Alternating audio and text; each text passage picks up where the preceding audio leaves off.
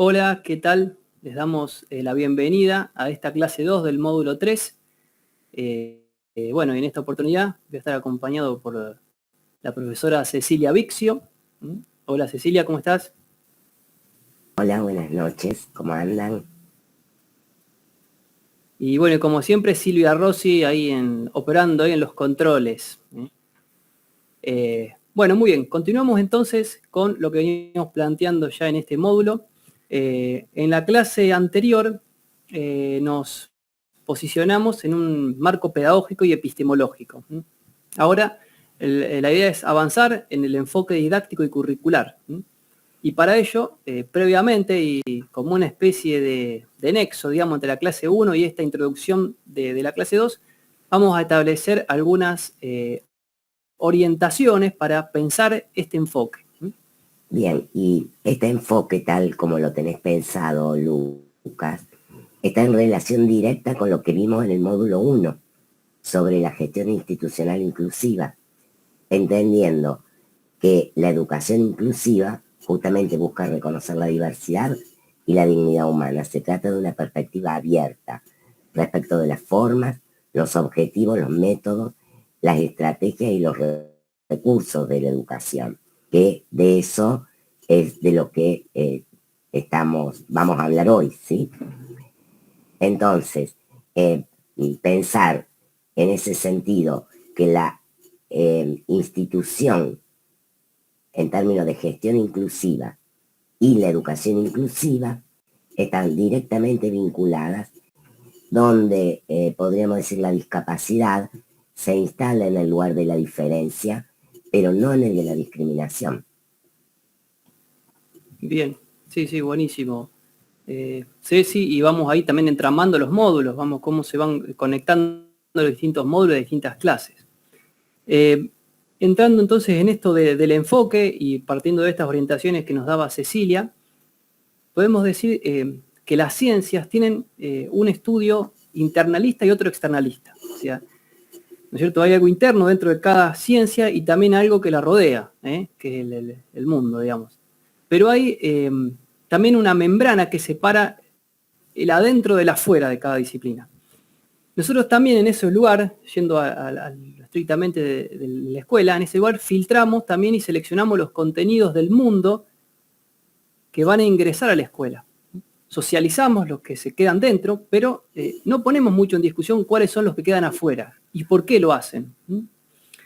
Esa selección es estática o va acompañando al proceso de cambios sociales y culturales. Esa es una pregunta que nos podemos hacer.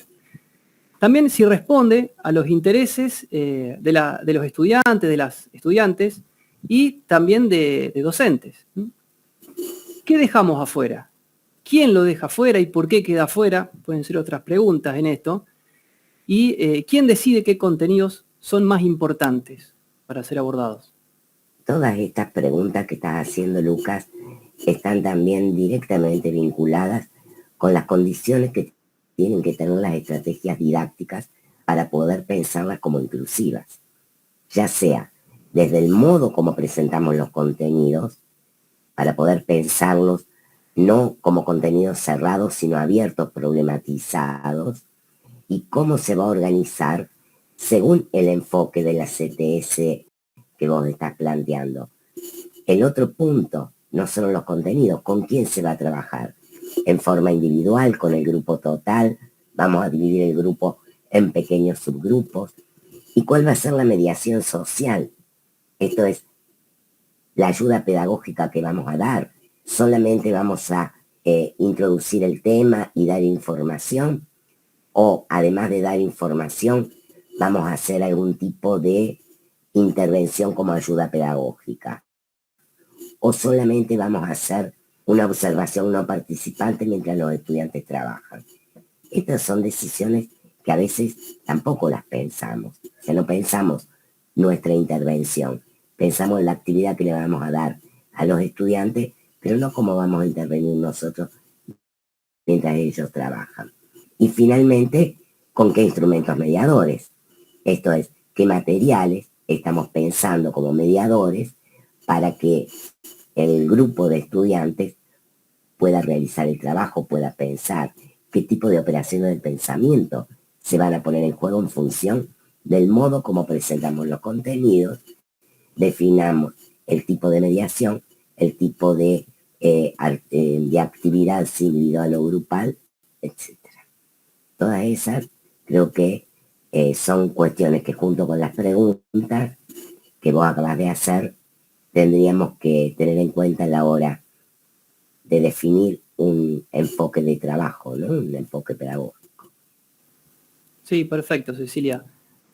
Ahí vemos, yo les pregunté llamado lo curricular, la Cecilia está metiendo también la parte didáctica, que son las dos cuestiones que estamos viendo en este módulo. Y para eso, para meternos en algo, en un enfoque didáctico curricular, hay que tener en cuenta la clase anterior que partimos de ese marco general. Y creemos que un enfoque que puede dar sustento a ese marco general planteado y también que puede dar cabida a lo curricular y lo didáctico es el movimiento Ciencia, Tecnología y Sociedad, o CTS por sus siglas. El enfoque CTS surgió, hago un poco de historicidad, surgió en la década del 60, entre la década del 60 y del 80 del siglo pasado, con el propósito de estudiar a la ciencia y a la tecnología junto con sus implicaciones sociales. En la enseñanza de las ciencias, este enfoque didáctico es considerado un movimiento y no simplemente una estrategia, porque su alcance y su compromiso es mayor. Garrett dice que implica un cambio de gran alcance. Y podemos decir que este gran alcance refiere a la enseñanza de la ciencia y la tecnología en contexto, con todas las problemáticas que se desprenden de ese tríptico, digamos, ciencia, tecnología y sociedad. Se entiende que también por la complejidad de esos abordajes es necesario que las ciencias sociales y las experimentales se den la mano en un trabajo interdisciplinario de las problemáticas y también de los contenidos. Podemos decir también que la historia de los estudios CTS fueron abordándose desde las ciencias sociales, también desde las ciencias experimentales y desde la tecnología. Este recorrido interesante como lo hacen Acevedo Romero y Acevedo Díaz, que son dos autores junto con Garrett, que por ahí podemos decir muy representativos de este CTS. En la actualidad, digamos, toda propuesta en clave CTS no involucra solo a espacios que tradicionalmente se asocian a las áreas de ciencia y tecnología, sino que es un punto también de encuentro de las ciencias sociales, las exactas y las experimentales.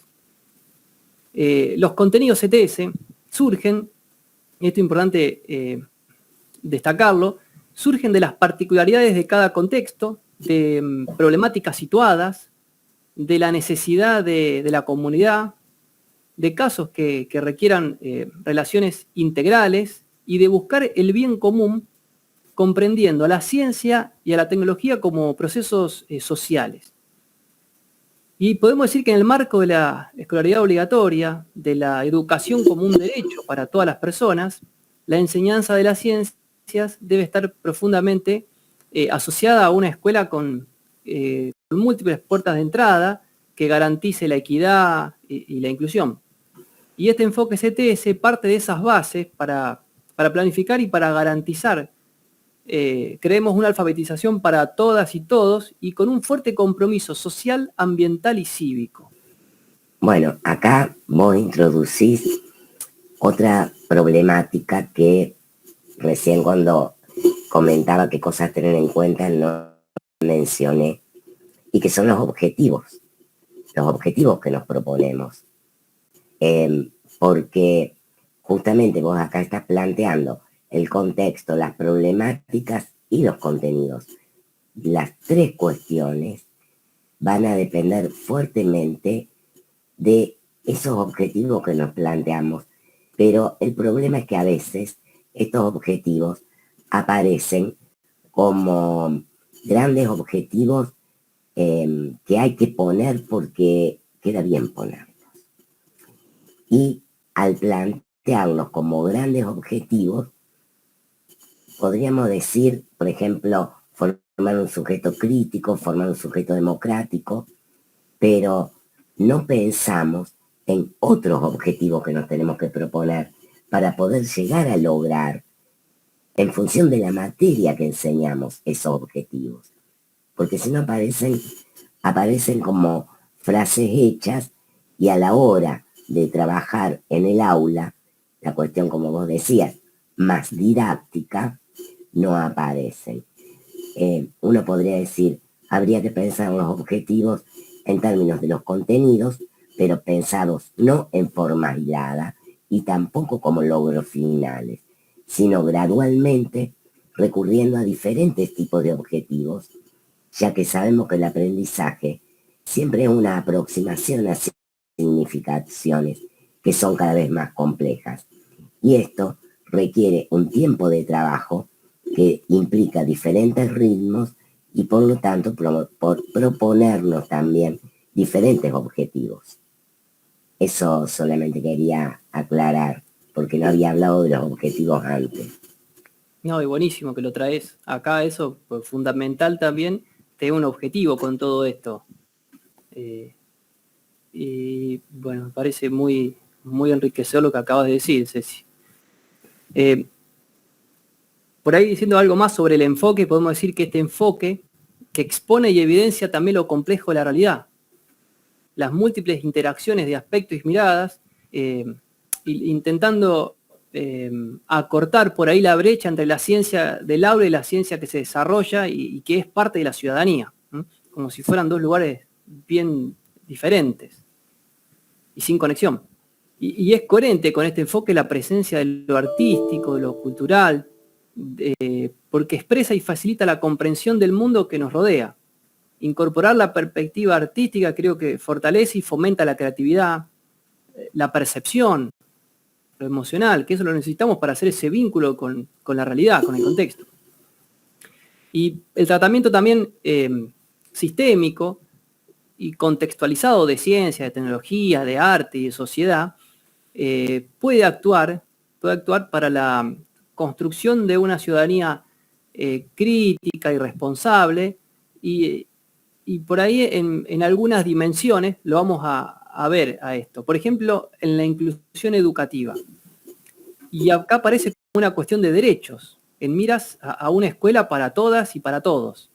Esta dimensión pondera el despliegue en común de los conocimientos, cuestiones que ya fuimos diciendo en la clase anterior, y también de las situaciones.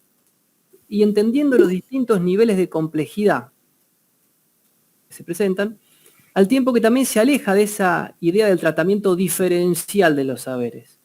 Eso lo habíamos hablado en la clase anterior, pero está bueno volver a decirlo y volver a decirlo desde un enfoque ahora.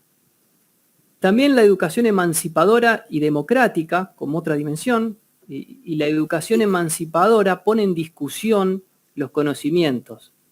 Supone también la producción y circulación democrática del saber y desarrolla, al hacer esto, desarrolla el pensamiento crítico.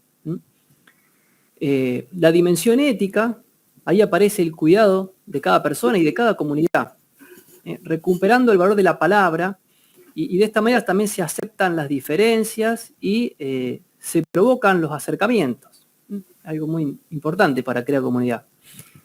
Y en esta dimensión ética están, cuestión que en la clase 3 vamos a avanzar un poco más, esto, que están la ESI y la educación ambiental integral, como algo que es transversal a todo. La transversalidad de la ESI y la educación ambiental integral. Que lo vamos a ver también en la clase 3. A eso. Bueno, y también está la construcción de ciudadanías democráticas. Esas ciudadanías comprometidas con los actuales padecimientos subjetivos y sociales, con la construcción de lo común, tanto en las micropolíticas como en las macro, y reconociendo los conflictos y la lucha de intereses como inherentes a las relaciones sociales, fortaleciendo y estimulando en nuestras y nuestros estudiantes la participación ciudadana activa dentro de la sociedad democrática. Y acá, perdón, sí. Lucas, todo esto que vos venís planteando necesariamente nos remite también a la propuesta de Freire. Cuando vos estás planteando estas cuestiones aparece el concepto de dialogicidad, que es muy fuerte en la concepción freiriana, de la ética con conciencia crítica y de un aprendizaje situado, que si bien Freire no le llama aprendizaje situado, Hoy podemos advertir que lo que él planteaba en todos los procesos de alfabetización, sobre todo en adultos, tenía que ver con esto, ¿no? Con un aprendizaje situado y con la construcción, como bien decís vos, de ciudadanía democrática, que la educación tendría un valor ético que está por sobre cualquier otro valor que pudiera tener contenido. Freire vendría a decir algo así, como que si no está atravesado por esta mirada ética, el contenido por contenido científico o cultural no tendría valor, porque es esa posición ética a partir de la cual lo enseñamos y el otro lo aprende, que se puede producir un pensamiento democrático, que es fundamental para poder construir ciudadanía democrática.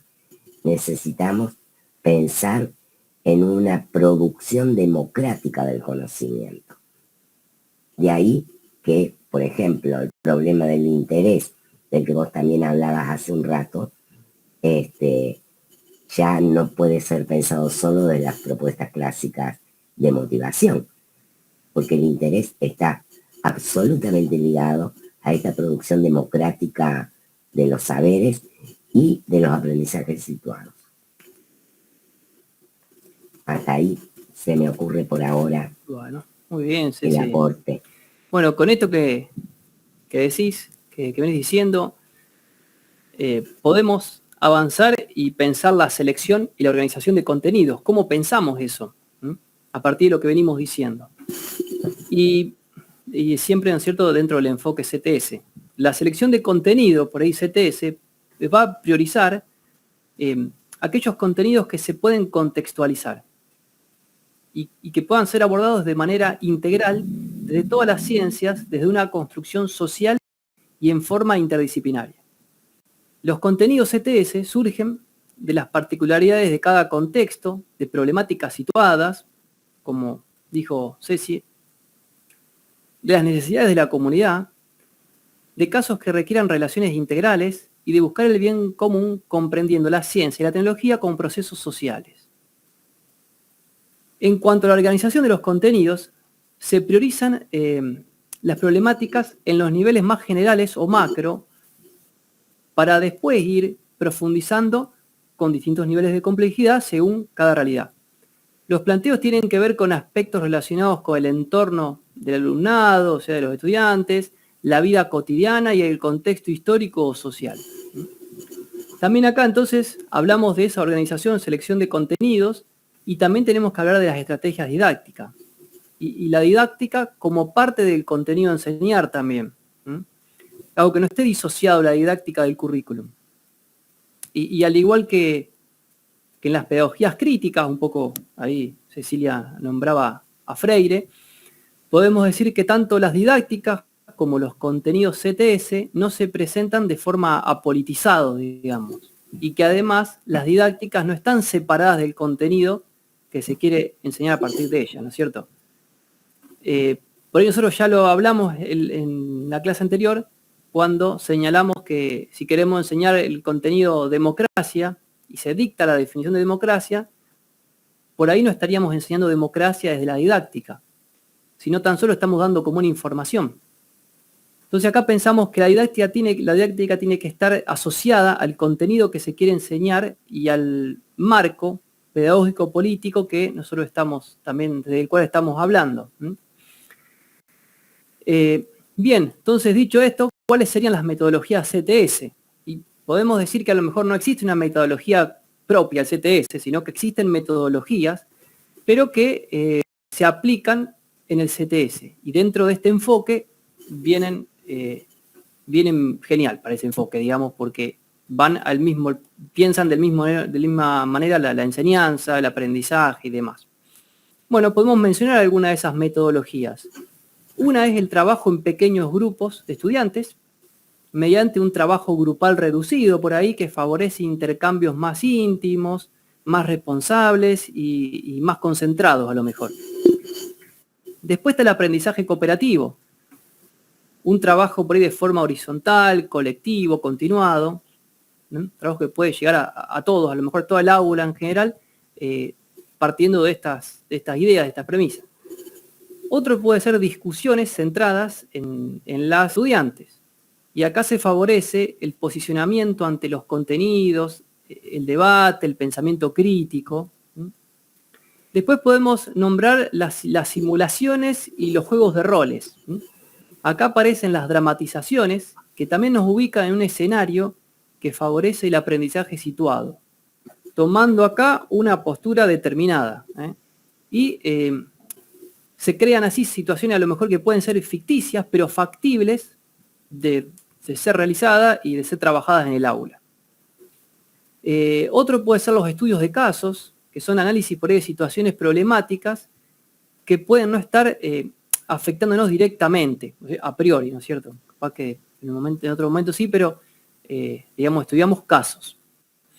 Después está el debate, como la acción dialógica, que habló también Cecilia, ahí citando a Freire, y esto permite socializar la palabra, generar un ambiente propicio para expresarnos, y todo siempre pensado con una pluralidad de voces.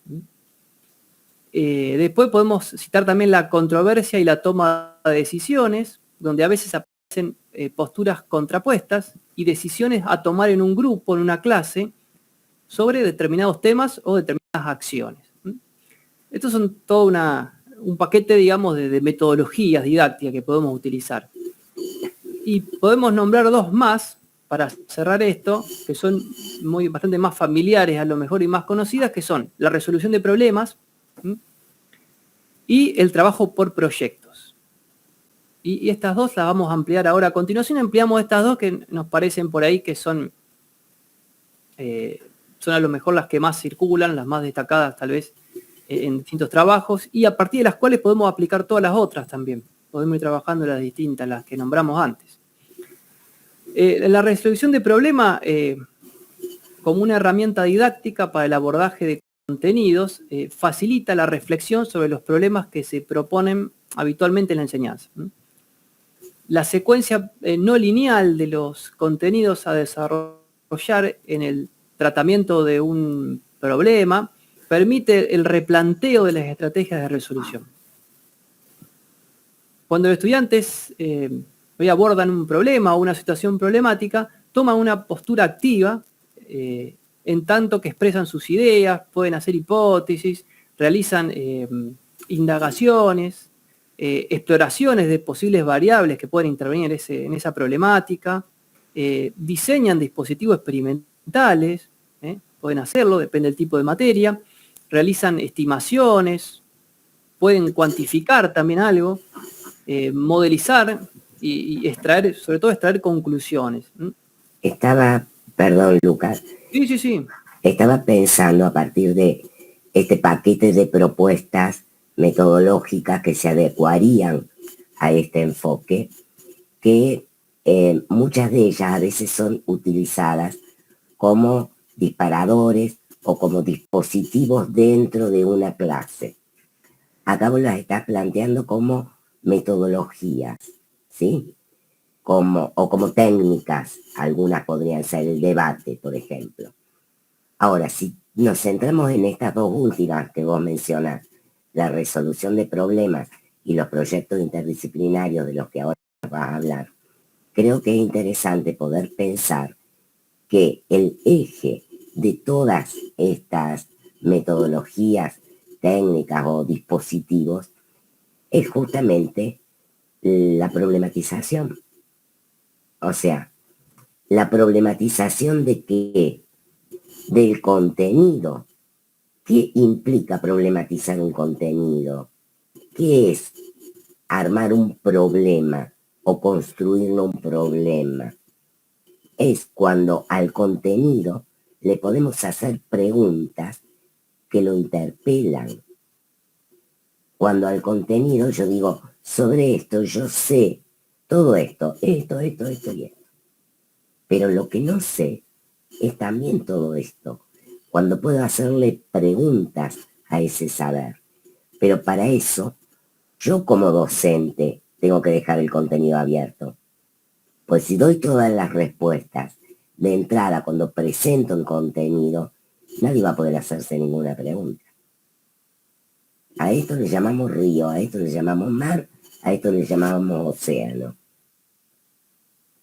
Y un mar cuando es más grande, un río cuando parece un arroyo, en fin, podemos empezar a preguntarnos cosas.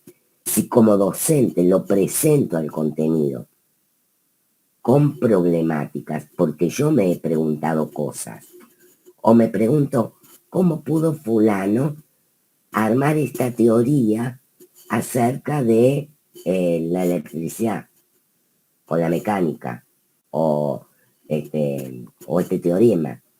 Entonces el contenido ya es un problema, porque los contenidos son contenidos de la cultura, son saberes construidos en un tiempo, un espacio, por un grupo de personas. Por lo tanto, tenemos que problematizarlos en la medida en que podemos presentarlos abiertos y no cerrados como saberes perfectos. Bueno, eso se me ocurría, que está directamente vinculado con el otro punto del que vas a hablar después, que es el del trabajo por proyectos, ¿no? Sí, tal cual, sí, tal cual. Problematizar el conocimiento es ponerlo en debate público y por ahí es necesario poner en discusión la realidad y a los saberes ahí junto en nuestras clases, ¿no es cierto? Problematizar el contenido es ponerlo en discusión, como vos dijiste, y para eso es fundamental como docentes generar espacios donde nuestros estudiantes puedan construir argumentos con pensamiento crítico, socializarlo y ponerlo en discusión. Parece que eso es fundamental, generar estos espacios, y a lo mejor estas metodologías que antes nombraba, y retomando lo que dijiste, la problematización, que sería como estaría todo atravesado por esa problematización, digamos. Sí, perdón, se me ocurre un ejemplo sí. que es antiguo, porque es de cuando empezaron los alimentos transgénicos a aparecer en el mercado, donde la clasificación siempre había sido alimento de origen animal, vegetal, mineral, y cuando aparecieron los transgénicos no teníamos dónde ponerlos. Entonces, pero sin embargo, en las escuelas seguíamos enseñando, y creo que hoy debemos todavía seguir enseñando el origen de los alimentos como si fuera una cuestión tan simple, cerrada y clara. A eso digo, problematizarlo es abrirlo, ponerlo en discusión, confrontarlo. Bien, eso nomás. Perfecto, sí. Y justo ahora vamos a meternos en esa otra, que era el proyecto, y podemos decir el proyecto interdisciplinario, podemos decir. Y para esto podemos hablar también de que en la escuela secundaria estamos muy acostumbrados a ver el mundo a través de las disciplinas, ¿no es cierto? Con sus ideas, los conceptos, teorías, leyes, que en general son pensados en términos de objetos simples, como átomos, plantas, palabras, individuos, estrellas, como esto de los alimentos que se hace así también. Se categoriza ese alimento a partir de elementos simples. Y lo que nos está diciendo Ceci con lo que están modificados genéticamente o demás, es que son híbridos a veces. O sea que van mutando también los conocimientos, los contenidos mismos que vamos dando también van mutando en el tiempo. Bueno, pero esa representación que decía recién a través de objetos simples es artificial, ya que los objetos simples no existen en realidad en la naturaleza. Mourigne afirma que los objetos simples no existen en la naturaleza y son el resultado de nuestra actividad de desglose de todos los fenómenos que observamos y de sus reducciones a fenómenos más elementales para poder manipularlos concretamente o conceptualmente, digamos, más fácilmente a lo mejor se pueden manipular. Pero dicho de otra manera, las nociones de simple y de complejo no son propiedades intrínsecas de las cosas, sino que dependen de la actividad crítica, de las condiciones lógicas y empíricas en las cuales nombramos y conocemos las cosas. Nosotros, a partir de la observación de la realidad y de esta mirada aumentada de las cosas, un abordaje más coherente con la realidad sería el de propuestas interdisciplinarias donde se pueda encontrar más de una asignatura para el tratamiento de un problema concreto, como se presenta en la realidad, digamos. La realidad no está disociada, desarmada, sino que lo hace de forma sistémica, holística. Jorge Wagensberg decía también que nada hay más interdisciplinario que la realidad. Y él decía también que desde hace años repite con deleite un aforismo, que es: la interdisciplinariedad es necesaria porque la realidad no tiene la culpa de los planes de estudio que se pactan en escuelas y universidades. Bueno, me parecía también interesante, simpático e interesante también esta frase que habla de esto, de la disociación entre lo que nosotros vemos, lo que vemos en realidad y lo que estudiamos atomizado así en la escuela. Sí, y también se me ocurre, a partir de esa frase, poder pensar cuál es exactamente la diferencia. Las disciplinas tienen objetos, tienen su objeto de estudio. La interdisciplina trabaja con problemas, justamente. No tiene un objeto de estudio, porque el objeto es típico de la disciplina. Cuando esas disciplinas y sus objetos de estudio se reúnen, ahí se rompe el objeto de estudio, se desarma y aparece el problema que involucra a diferentes objetos de estudio. El problema es que cuando hablamos de interdisciplina, a veces como que el término nos parece que nos queda demasiado grande. Y por ahí a lo mejor sería más simple poder pensar en trabajar sobre problemas que abarquen, como decías vos, diferentes asignaturas o diferentes áreas, y ya el área, en vez de un objeto de estudio, también tiene un problema. Ya el mismo concepto de área que viene de la escuela primaria, no como justamente como un objeto, o como un objeto epistémico, sino como una problemática. Entonces, ahí al trabajar interáreas, es mucho más fácil poder pensar comunes a esas áreas donde los objetos de estudio propios de cada disciplina se puedan poner a trabajar juntos. Buenísimo, Ceci. Otra vez trae la idea de problemática y que sería lo que congrega acá la problemática, lo que atraviesa. Y podemos decir esto, que la realidad está atravesada por todas estas cuestiones sociales, políticas, de ciencias, de género, ambientales, artísticas, etc. Y el abordaje de una problemática de la vida real en la escuela solo es posible si ampliamos por ahí la mirada sobre un fenómeno desde un punto de partida macro, contextual, para luego pasar a los contenidos propios de una disciplina específica a lo mejor, pero partiendo siempre desde ese lugar, desde la problemática que es macro, que es interdisciplinaria. Y por ahí un planteo que comienza en estos lugares, que son amplios, parezca que no, es inclusivo, porque permite que cada estudiante pueda estar dialogando sobre la situación problemática o el tema que da sentido al proyecto. Y no es abstracto como el objeto de estudio de cada disciplina, ¿cierto? Después las profundizaciones de esa gran problemática de la cual podemos estar todos hablando, tendrán distintos recorridos. Esas profundizaciones van a tener distintos recorridos con distintos niveles de complejidad, no sé, propuesta, y no desde la disciplina específica. Y evitando que el trabajo generado no sea un ensamble de recortes de disciplinas diversas, ¿no es cierto? La interdisciplinaridad se sostiene todo el tiempo de una situación problemática o tema que pone a las materias escolares en diálogo, generando un conocimiento integral, problematizador. Y por otra parte, cuando el abordaje de los proyectos interdisciplinarios parte de una actividad inicial que muere como tal, aunque sea común a varias materias, el término por ahí proyecto resulta no ser el adecuado. Y por ahí en prácticas como esta la interdisciplina resulta un disparador interdisciplinario a veces, que introduce una problemática pero que rápidamente, en la soledad por ahí de las especialidades, retoma las formas habituales de las disciplinas así compartimentadas, digamos. Entonces, de eso también hay que tener cuidado desde ese lugar y tratar de que sea sostenido ese proyecto interdisciplinario. para estar todo el tiempo hablando de esa realidad y de esa problemática. Incluso diría más, Lucas, Sí. y ya con esto termino mi intervención.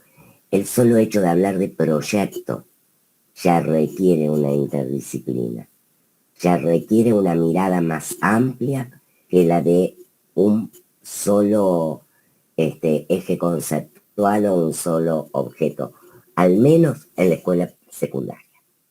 Uno podría decir otra cosa en ámbitos académicos ya de especialidades, etcétera, pero en la escuela secundaria ya hablar de proyecto implica que tengamos que hacer el esfuerzo, aunque sea mínimo, de articulación de áreas.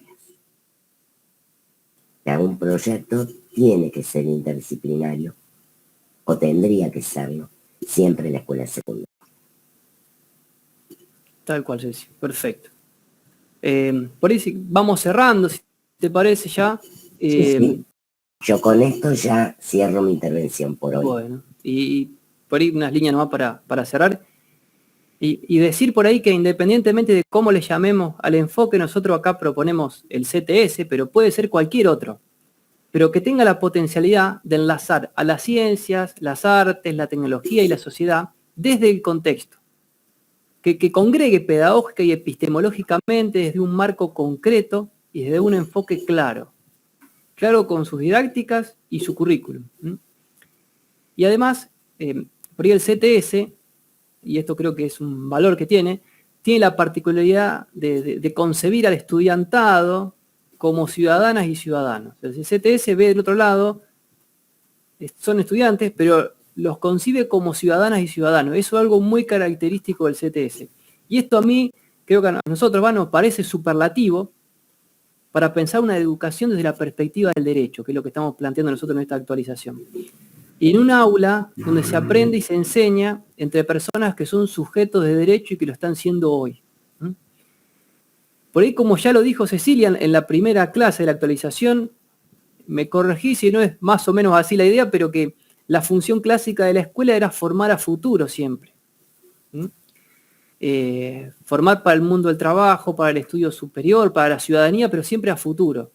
Y el aula con su presente se perdía. Tal cual. Y me parece que estos enfoques, como el CTS o cualquier otro, ya les digo, pero que se posicione desde estos lugares, nos permite precisamente posicionarnos en el tiempo presente y en el contexto. Y para poder nosotros ubicarnos en el contexto tenemos que estar en el momento, en el tiempo presente, ¿no es cierto? Si no sería imposible, ¿no? Así que bueno, esto nos parecía lo que queríamos decir en esta clase sobre el enfoque. En la clase anterior vimos el marco general, ahora nos metimos en un enfoque y la clase que viene ya vamos a entrar en el aula, ya con la problemática bien definida ya para ir terminando el módulo e ir pensando la secuencia didáctica final. Bueno, es todo. No sé si querés agregar algo más. No, que nos vemos en los foros. Exactamente. ¿Sí? En los foros del módulo de la clase 1, la 2 y en breve en la 3. Ahí nos volveremos a encontrar. Así es. Bueno, muchas gracias. Buenas noches, saludos a todos. Chao, hasta luego. Hasta luego.